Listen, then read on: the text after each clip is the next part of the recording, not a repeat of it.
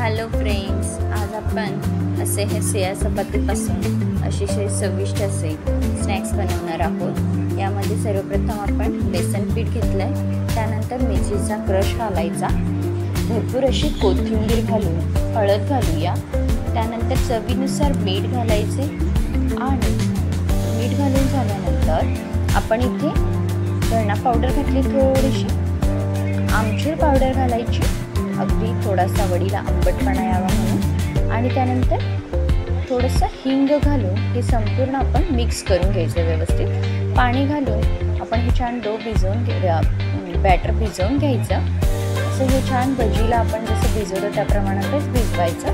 आणि हे बॅटर आपण शिळे चपाती जे उरले असेल किंवा आपण ताजी चपाती जरी घेतली तरी चालते। आपण यावर आता हे लेयर आपण असे एक एक लावून घेणार आहोत। असे तुम्हाला हवे तेवढे तुम्ही लेयर्स करू शकता, जेवढं पाहिजे तेवढे। असं मी इथे 4 ते 5 चपात्या एकावर एक रचून असे हे छान लेयर करून घेतलेले आहेत।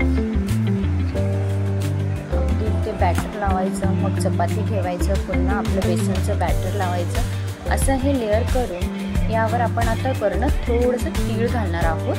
तीळ घालून झाल्यानंतर इथे आपण आता हे जे चपातीचं बनवलेलं आहे ते आपण इथे वाफायला ठेवतो आहोत। छान असं वाफवून घ्यायचं 4 ते 5 मिनिटं। वाफवल्यानंतर हे असे उभे कट्स करून घ्यायचे व्यवस्थित, जसे पाहिजे तसे तुम्ही कट करून घेऊ शकता।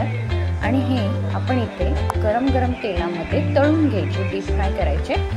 असे छान खमंग असे क्रिस्पी होईपर्यंत, लाल रंग येईपर्यंत छान तळून घ्यायचे।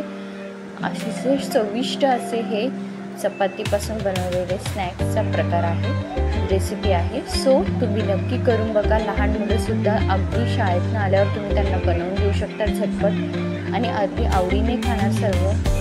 असे हे सुंदर असे हे लेफ्ट ओव्हर चपातीपासून बनवलेले स्टिक्स, चपाती स्टिक। सो नक्की करून बघा, आणि आवडले असेल तर लाईक करा, शेअर करा। बघू शकता कसं छान क्रिस्पी झालेले आहेत। धन्यवाद।